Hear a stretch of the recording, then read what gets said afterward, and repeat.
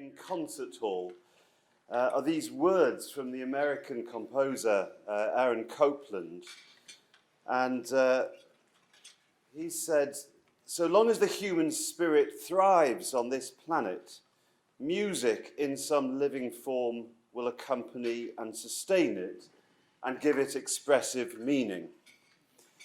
And perhaps it's worth remembering that in regulating the social economy in all of its manifestations, we hold the future of the human spirit in our hands. The youngest people, our children, don't plan the social economy. It falls to the older people, the older generations, to do that. And let's remember that in doing that, we hold something fragile and precious and worth preserving and promoting for our children and theirs. These reflections are necessarily personal, A, because I haven't been able to go to all of the sessions. The ones I've been to have been absolutely fantastic. So clearly there's a little bit of bias in there, because it's the sessions I was particularly interested in, and also because everything is sort of refracted through the prism of my consciousness and my experience as an English lawyer visiting this wonderful land, this wonderful city. So these are personal reflections, and of course you'll take from them what you can, what you find valuable in them. We had a wonderful discussion on the very first day at the Academy about what we're talking about when we're talking about the nighttime economy. Because sometimes, I think this expression, nighttime economy, came out of discussions at the beginning of the millennium, but it's become quite a loaded concept. It's got negative connotations. When you say nighttime economy, people think, oh, it's all about alcohol and binge drinking and violence and so on. But just by flicking the word, by changing the emphasis, you can completely change people's approach and attitude to what it is that we're trying to regulate and promote. Instead of nighttime economy, what about evening and nighttime economy? Why are we excluding people who like to go out in the early evening and be in bed with their cocoa by 10 o'clock? What's the matter with that? Why don't we call it the social economy? Because some of the things people like doing at night, they like doing during the day. I saw a ping pong bar here, just round the corner. Well, why are we only talking about that at night? We're talking about the same people, the same customers, the same workforce. Why not talk about nighttime ecology? Why are we only talking dollars and cents? Why aren't we talking about how a nurse gets home from the hospital, how a call centre worker gets home, whether somebody feels safe walking their dog at 10 or 11 at 12 at night, whether transit workers feel safe, whether people can feel safe using transport systems. All of this is about not the economy, it's about ecology. It's the way we interact with each other and with our environment late at night. Sometimes we talk about, and we coined this phrase in London when we wrote a report for the mayor, we talked about what happens from 6 till 6 at night till 6 in the morning. Anything which goes on there is legitimate game for our scrutiny and for our research and for our care and our tenderness in making sure that it's managed for the benefit of all. And sometimes just you can change the word just a little bit. Nightlife might just become life at night.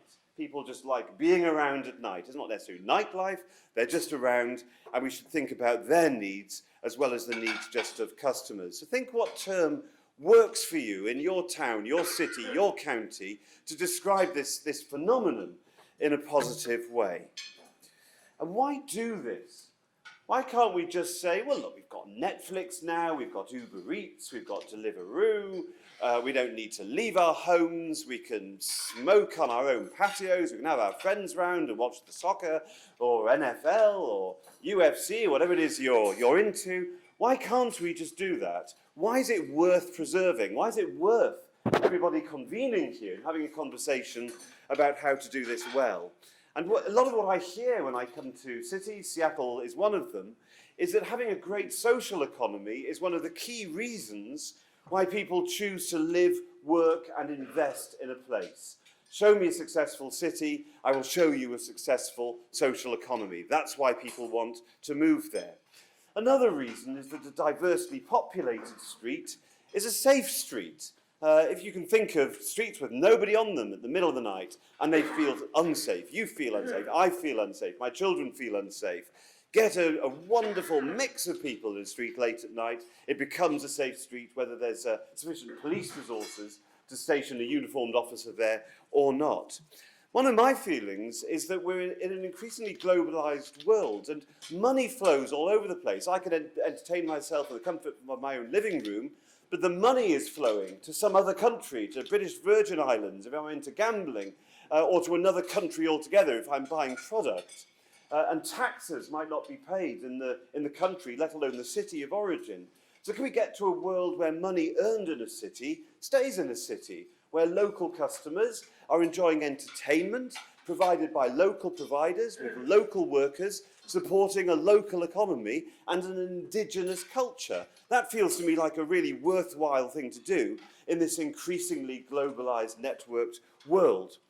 And another important point is that the social economy underpins the creativity and connectedness of humankind. If you didn't have music venues, if you didn't have little bars, if you didn't have places to play, would there ever have been a Kurt Cobain? Would there ever have been a Jimi Hendrix? In my city, there would never have been. There would never have been Rolling Stones. There'd never have been a David Bowie, unless there'd been a thriving culture of music venues and the connectedness, the ability for artists to practice what they do and find an audience. So we need to provide for that. It underpins our civilization. And the alternative to that, and I know we're increasingly entertaining ourselves from our home. We're getting things delivered to our house rather than visiting our local high street. Fine, that's going on. We're not going to stop it happening altogether. But if it goes too far, and we lose the vibrancy of our town centres, we lose the shops, we lose the social the services, we lose the alcohol economy, we lose food and beverage, we lose activity. So everything which is happening in people's homes. To me, that feels like desolate and desiccated vision of society. So I think when talking about not just the social economy, we're talking about the way we get on as a human race.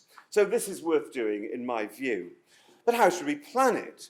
Well, luckily, we've got Jim sitting here. I jokingly call Jim John the Baptist, because until you've come within the presence of Jim and he's anointed you, you're really not qualified to plan your own nighttime economy. So if you don't mind me calling him John the Baptist, I'm sure he doesn't mind. But he's laid out a really fantastic process. And what you get here, we've heard from New York, we've heard from San Francisco, we've heard from Washington, D.C., but we've heard from, Montgomery, we've heard from the much smaller places within the society. But the methodology is the same. The building blocks are the same. The techniques are the same. How they're applied in your individual locality is always a matter of local preference, local choice, local analysis. But what's so fantastic about the RHI, and the reason that I want to come here, is that you get the thinking, the underlying thinking behind it. How do you go about doing this? What would the disciplines be? How would you make sure that you're doing this in a correct way?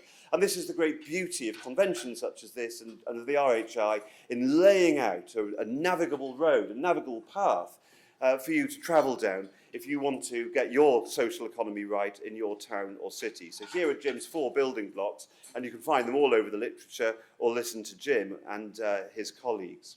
Nowadays, of course, there are major threats to the social economy. If you ask a nightclub owner, well, what do you compete with? 10 years ago, they might say, well, we compete with pubs, basically. But nowadays, in my country, they'll say we compete with everything. You've got to get people out of their homes first. My daughter talks not about pre-loading or pre-drinking. It's so entrenched, they just talk about prees. Oh, well, we had some prees from 10 till 1, and then we popped out into the nighttime economy, and maybe we had 1 drink, if we can get away with it, at the nightclubs. You're only spending £3, and that's their night out. That is big competition for the nighttime industries. So what are you going to do? What are you going to do to bring people back in? And it was quite interesting. I did a piece on this, and Alicia did a fantastic piece on this, completely independently, and we came basically to the same conclusions, which are that you've got to work extremely hard to get the consumer back into the nighttime economy. Because sometimes it's not as safe, sometimes it's not as convenient, they've got to work out how to get home, and there's a cost attached to that, so they'll entertain themselves at home. And I think as VR takes off, there'll be even more of that at home. People will be creating virtual nightclubs in their own living rooms. So there's going to be real competition, it's not going to get less. So we talked a bit about some of the things which operators have got to do to make sure that they can attract people back. And so we've talked about competitive socialising, everything from axe throwing to table tennis to pétanque indoors. I went to an extraordinary place here where customers were coming in and doing social gaming online, and there was basketball stuff going on, kids were rushing around the place, there was more sort of adult-oriented entertainment and so forth, all in the same place. This is evidence of the nighttime operators fighting back. You've got to create Instagrammable moments. It's not enough to provide a bar. You've got to be able to ensure that people can take a picture of themselves and send it to their friends, to invoke jealousy in their friends, that their friends aren't there and they are. You've got to premiumize. It's not enough to say, all right, well, gin and tonic, fine, ice with that. No, which of the 30 gins would you like? Which of the 10 tonics? And which, do you want dry ice with that, or do you want just ordinary ice, and so forth. So that's all part of what operators have got to do to make their place the special place. You've got to curate. And I think curation operates both ways. It's operators curating. It's operators saying, what is it that I can do to enhance this experience by reference to the location, the lighting, the staffing, the hospitality, to make an individualized experience for the customer. But then customers want to curate their own experience. The customer is now the boss. The customer is no longer a sort of passive recipient of services. The customer wants to say, well, I've curated that because I created the unique cocktail. Or I went to that room and then that room and then that room in the nightclub and finished up at this incredible venue. So they really want to have a sense of, and then Instagram themselves while doing it, they want to design their own night. And so you've got to provide the opportunity to do that. And you've got to maximize your unique locations. Rendezvous last night was a unique location, an old speakeasy. That's the kind of unique location which drags people in and drags tourists in when you're visiting a city. That's what we're looking for. Alicia this isn't just an Alicia advert, but this is the second of 3 mentions she's getting. She did a fantastic session on how to attract women into the night economy. A, because it's a nice thing to do, and B, because women are the decision makers within the social economy. So if they're going to go, then men will follow them. And she talked about many of the things that I was interested in. You can't just sell cheap booze, it doesn't work anymore. You've got to think of what all the other touches are, which are going to attract a female audience. Primary among those is, of course, safety. And that means not just safety of the club environment or the pub environment, but safety of the street. It's not enough to provide the car park. Is the car park lit? Is the way to the club lit? Is it safe? Is there level access? Is there a sense of eyes on the street?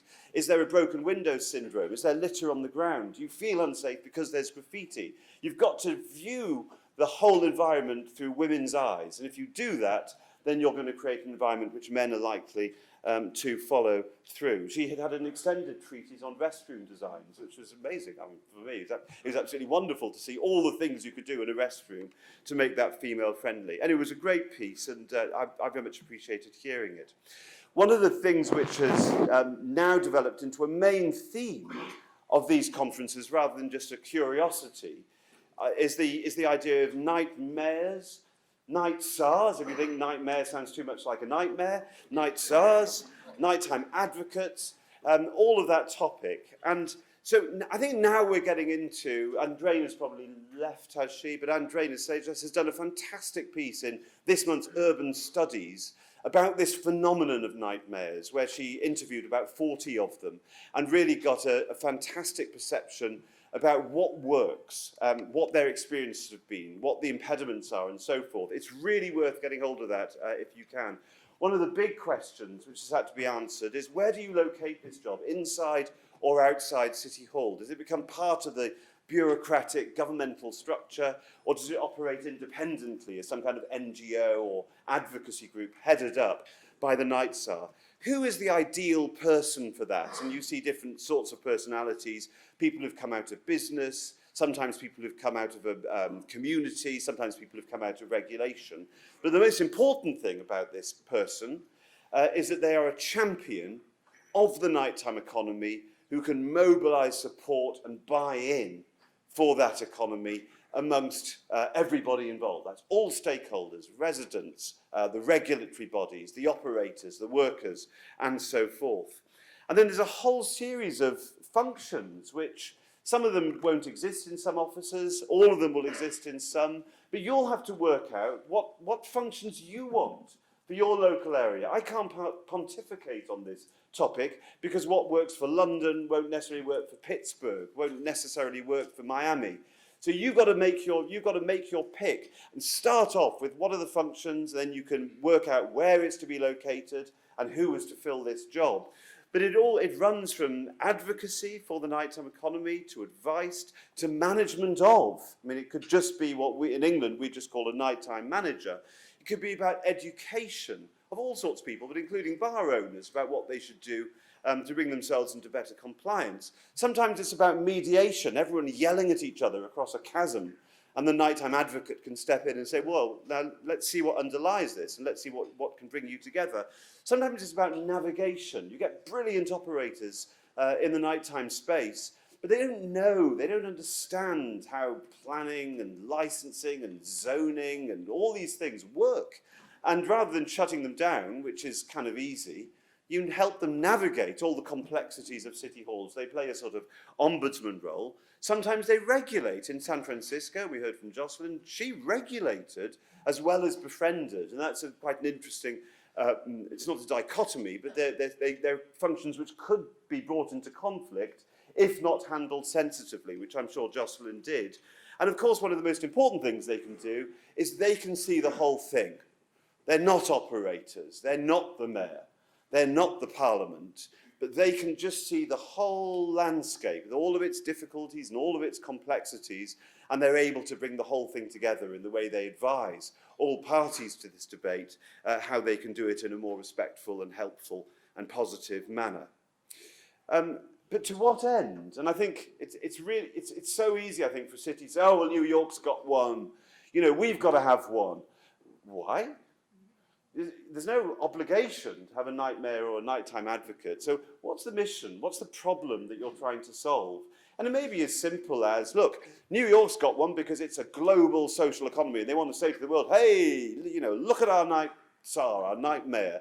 It may be as simple as that. That's not an invalid reason to have somebody in post, to be a promoter of the nighttime economy. But then other places might think, well, we're not that interested in sort of promoting tourism here. It's not one of our main industries. What we need is somebody who's much more at street level, making sure there's not double parking and the litter's picked up. That's valid. So don't let me tell you what the mission is. You analyse your situation and work out what the mission is and proceed accordingly.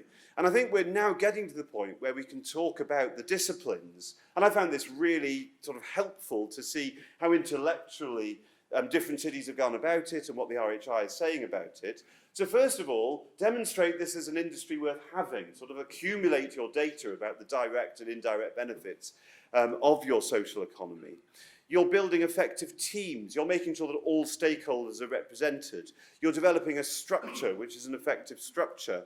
You're using data to understand the issues. It's incredibly easy for the local press to say, oh, drinking's a big problem, or drug consumption is a big problem. Well, find out. You know, map it.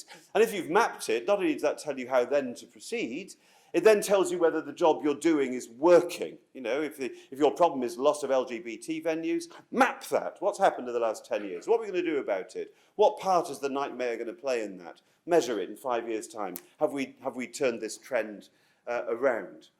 I think it's wonderful to come to events like this, assemble best practice from around the globe. It's really helpful to say, well, I can see this is what they did in Amsterdam. That was great. Why don't we borrow it? San Francisco invented agent of change. London stole it, and now it's in our national planning policy that if you're building something next to a music venue, you've got to build so that you're not then going to complain about the noise from the music venue. Brilliant idea, simple solution, invented in San Francisco, came to London, would never have done had it not been for events like this. So this is a beautiful thing. I think a point made by Andrew Ridgey, which impressed me from New York, was it's dead easy to fight against something. It's so easy just to be negative about something, but actually be relentlessly positive. What are you for? What do you want? And then fight for that. It won't happen in sort of 6 months. It might happen in 20 years, but fight for it. Keep it, you know, as part of your goals, and ensure that people can see that you're not just a sort of pugilist against the march of the modern world, but you actually want a better world, and you're prepared to fight for that. We had a fantastic talk from a guy called Thomas Manger. Is he in the room? No, former police officer. I want to put him in my pocket and take him back to the UK. Because what he had to say about effective policing, I would just wish we could get our chief police officers across the UK to listen to it. But he talked about setting up an interagency public safety team. And it was all a lot of the same stuff as was being discussed in relation to nightmares, nighttime advocates, etc. Sharing data and technology, using best practice, problem solving, advising, educating, inspecting, and where necessary, enforcing. I think it's a bit like parenting, actually. I mean, I've never run a thing, I've got to confess. I've never run a club. And I've never been actually a regulator. I advise regulators. But I have been a parent. And isn't what you do? You give your kids the maximum boundaries to run around in. But there are boundaries. And so if they step over the boundary, then eventually you might just have to regulate. I think the sort of policing the nighttime is a bit like that. You want the creatives to come forward. You want them to fall over and make mistakes, because that's how they learn and that's how they get better. You want to give them a helping hand and pick them up. And then there may come a moment where you say, look, that's not on. And I think that's good policing. And he talked about it. And I thought it was deeply impressive stuff. I love this terminology he used about doing with and not doing to. So if you're having a multi-agency inspection, fine, have a multi-agency inspection, but tell the venue, that next month or next year you'll be having one, and these are the things we'll be looking for. And when you walk in, don't disrupt the venue, but do it in an orderly way, and then feedback about what has been found. It's not an opportunity to catch somebody out and shut them down. It's an opportunity to help them improve. I liked his idea of a risk-based approach, actually nominating the risks. And I like the idea that a senior regulator should be a people person, who can view the whole thing with empathy and exercise fairness, openness and transparency. I thought it was a fantastically impressive session. Just, I think, probably almost a last word on nightmares and so on. There are risks in this post. I think it gets publicised and it's sort of emblazoned in publicity. We now have a nightmare. And then 6 months later, the press is likely to say, well, so what have they achieved? I mean, it's like appointing a sort of global climate czar and expecting, climate change to be reversed in 6 months. It's not going to happen. This is complex. It's a complex world out there. So don't create false expectations. You've got to get across that this is a long-term position. It's a long-term job. You've got to secure political buy-in as much as doing the job. You've got to secure buy-in to what you're doing. You've got to be open and transparent with everybody. You've got to listen. In New York, we heard a lot about that, about traveling around, listening to people and making them feel they've been listened to. There's a danger that you'll be seen as the sort of lapdog of the industry. Oh, well, they'll just do anything to keep the clubs open and they're such a pain, etc. You've got to try and hold that balance as best you can. And I think one of the best ways you can avoid criticisms of partiality is wherever the nightmare is, do what New York has done and make sure that sitting behind it, there is an independent and diverse board so that you're able to say, look, all interests are represented. So I've learned a lot on that topic from coming to this summit. Disappearing nightlife, to me, is a vast topic. You can regulate all you want, but if every year your nightlife is disappearing, I think that's worthy of scrutiny and worthy of our attention. And so I've just been logging everything I've heard about preserving nightlife and what authorities can do on that topic through this conference. And so here are some of them. So, providing funds so venues can soundproof themselves, the whole process of legacy provision and all the policies which sit around that. I suggest you Google it in San Francisco. It's a great page on what they've done to preserve their legacy premises. The idea of longer hours, you cut an hour off a venue, you can take out half their profit. So if you can get longer hours, not so long that everyone's got to keep their venues open to compete with everybody else and they're not making money. I think there's a sort of curve, there's a sweet spot about hours, but you can think about longer hours. You can think about nighttime transport, not just for customers, but for performers who are not hugely well paid, and they don't necessarily want to take an Uber home. They might not necessarily be able to afford it. How are you going to get these people to and from their places of performance? Promotion as a city. This is a great place to come. Social marketing as a city, great place to come. The setting up of community trusts so that authorities buy buildings and then rent it out to new start businesses for small or peppercorn rents. I can think of 2 major restaurant chains now who started off on that sort of model. Low rent, low rates, a 4-ring burner, turning out some pizzas, and now they're national chains. But give people a start, and I think that's part of the obligation of a city. and so on. And just finally, the idea of protective designations of venues. So you're able to say, this may not be the opera house, but it was the pub where X happened, and it's historic for that sort of reason, to stop changes of use happening, to list that place as a place that is worthy of protection. I think this is a big topic, and I think that we should continue talking about it. The incubation of creativity, the soul of cities depends on their creativity, and I think it's partly about the bricks and mortar places where the arts can thrive, but I think it starts much earlier. In our country, we've become rather sort of formalistic in our education, and education, creativity is being dampened down in schools. And I think that's really, really tragic. I think we should be promoting the arts in schools. They're the future of our civilization. They're the future of human spirit. I think we should be fostering programs for kids to engage in creative industries. In England, there's a wonderful, she was a very big electronic dance music DJ called DJ Lisa Lashes. And she just didn't want to tour anymore. And she set up this tiny little school for aspiring DJs in a very unpromising Midlands town. It's now got national recognition, and hundreds of prospective DJs are finding their way into the British, music economy through attending Lisa's programs. So, I mean, I think that's a wonderful thing. I think you can look abroad to arts villages in Copenhagen and Vilnius, where there's a little bit of anything goes, artists are welcome, rents are low, and there's an opportunity for people to bounce off each other. So Google that and find out about that. The idea of support for small arts and music venues, it's not just the flagship places, it's the tiny little places on a shoestring. What can you do to support those venues? Support buskers. Just have music everywhere in a town or a city. Think of cheap ticketing programs. How are kids going to get inspired unless they can get into performance cheaply? So bring your corporates together with your arts venues and make them support ticketing programs for school children and students. And most of all, mentor people coming into the night economy. Find out who your players are, who've already been through the process, who are able to bring on the next generation. So I think that's a big, big topic. It's not just about regulation, but it's about incubation. And we heard quite a bit about that, about incubation in Seattle, which is how it succeeds in being such a staggering city, which has had a sort of disproportionate effect on the world through its creativity. There is an elephant in the room.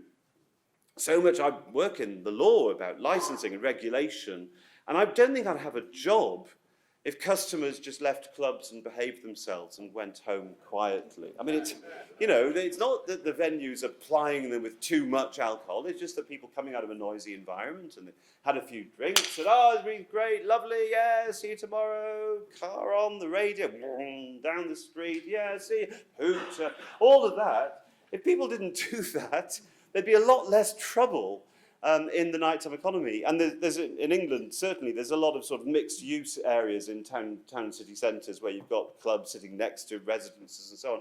And it's far more often about the behaviour of departing customers than it is, how long have I got? Than it is about, 5 minutes. Than it is, 5 minutes. You haven't even got your smiley face. Ha! It's a lot more about departing customers than it is about noise leakage from the premises. And so I think the venue should think a lot about winding down policies, turn the music down, turn the lights up. Look, we're going to shut in half an hour. Do you want to pop to the toilet? Get your coat, say goodbyes here. Please remember there's people opposite, the door staff, prompting people to be quiet. So I think that's a really important component of it. I think the idea that street security, it doesn't stop at the door, but they take a little bit of ownership of the frontage. They're able to say to people, look, mate, hey, really sorry, but can you see there's people trying to get to sleep opposite? I think that's really effective. I think having transport to swish people away, where the taxi ranks are, where the buses go, do they go at night, etc., I think is really important. I think the whole concept of nudge, I don't know if this is just a British concept, but the idea that you can reinforce and promote positive behaviours is really good. And we heard from a wonderful guy from Victoria, is he Victoria, BC? Is he still here? And he talked about how they're trying to reinforce good behaviours on this topic. Just signs saying sweet dreams are made of this, or give peace a chance, and so on, to just remind people that they should actually shut the F up. just taking that, we heard from Mickey, who I think made us sort of step back and think more conceptually about regulation, not just, oh, here's a problem, solve it. And I just want to take her approach to public urination. So the sort of level one approach is, look, people are peeing in the street, let's stop them. And I've certainly got clients who put in high lighting, CCTV along the alleys with splashback paint and all of that sort of stuff. So that's step one. That's, you know, that's just let's stop them doing it. Step two is, well, let's provide for them. If they need to have a wee right there and then, let's make some provision for them. To be honest, I loathe it. I loathe walking through London and seeing sort of pissoirs, but they are there and they collect an awful lot of urine which would otherwise end up on people's doorsteps. But what about level three? This is where you don't see the candle as a candle, but as a resource with string in it. Is that customers decide not to foul the street. Can we imagine a society where individual people say, well, when I go to someone's house, I'm not peeing on their sofa. So, you know, why am I peeing in the street? What the hell is going on? And I think in England, I used to go to football games, soccer games, and people used to pee on the terraces. It would flow down, you know, past your feet. And so that's how it was. And people say, oh, it'll always be like that. Football will always be like that. Why are we so unambitious? You know, why can't we change? And in England, this is only 1950, when we were having a resurgence of TB, and the government said, well, let's stop people spitting in the street. Well, nowadays, spitting in the street in the UK is really uncommon. It would just be viewed as disgusting. So why is it that urination is viewed as okay? Why is it that yelling underneath someone's bedroom window is viewed as okay? I think this deserves some proper research and some proper work to see if we can improve people's behaviours. Final thoughts, two final slides. I love coming to the Responsible Hospitality Institute. And when we're here, we tend to talk about responsibility. So that's what, it's the verb that gets the attention. I think it was James Thurber that said there's no noun that can't be verbed. But I think you can't really verb hospitality, can you? It'd be something like hospitalise or something. It doesn't really work. I'd just like to focus on hospitality, because the notion of hospitality implies something. If somebody comes to my home and they can't eat meat, I don't give them meat. If they're allergic to nuts, then I'm taking care over that. If they are blind, then I'm solicitous of that. So there's a whole series of things which flow from the notion of hospitality, but it's two ways on. Where somebody comes into my home, I'm inviting them to sit on my sofa.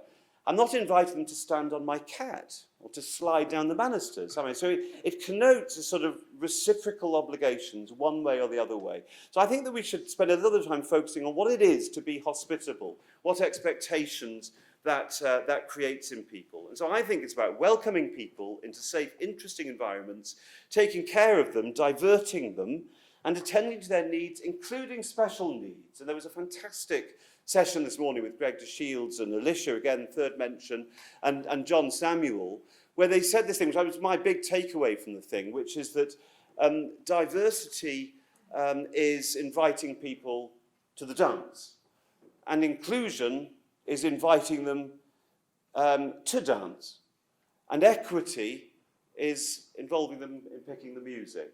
So, and I thought that was a fantastic discussion. I also thought you had a wonderful discussion about how diversity happens through things like door policies. So you could run a door policy which ended up being discriminatory. And we got to a point, I can't remember who it was who made the intervention, I thought it was a fantastic intervention, so shout out for this person, I can't see her in the room. She said, well, look, you can have a door policy which is about door code, but to avoid it being discriminatory, you've got to apply it in an absolutely even-handed way. And otherwise you risk discrimination. So that's the responsibility of the management. But to me, that is an aspect about responsible hospitality, which is the welcoming of people in, whoever they happen to be and whatever their needs happen to be. So that, I thought, was one of the key, for me, was one of the key sessions from the whole thing. And this is my last slide, and it's my takeaway. I haven't said this to anyone. You're the first that I've said this to. I try things out of my kids, but just you're the first audience. It's the idea of an ethical social economy. So the social economy is where we express and delight in our common humanity, whether we're celebrating, commiserating, dancing, necking, chatting, enjoying the food, whatever it happens to be. So if that's right, It should be a place of ethical practice. For example, it should be tolerant. It should be diverse. There should be respect for everybody, going both ways. It should be sustainable. It should be safe. And there should be working conditions which work for everybody. In England, we've got a big issue about whether the waitresses get their tips, or whether it just goes into the profits of the business, that sort of thing. Are we thinking about how workers get home at the end of the night? Are we protecting them from assault and so on and so forth? So I like the idea that we're inviting our children into this space, and it's an ethical space. They're getting some of this online, but perhaps not much, and maybe they're not getting it right from their schools. But let's demonstrate, let's model something. And I think that this is an increasingly atomized society, and it's ever more important that where we commune, we model a good society for those who follow us and for those who follow them. So I've had a great time. I've been a bit sleepless in Seattle. I'm still jet lagged, and now I'm going home. Thank you to Seattle. Thank you to the RHI. Thank you for having me.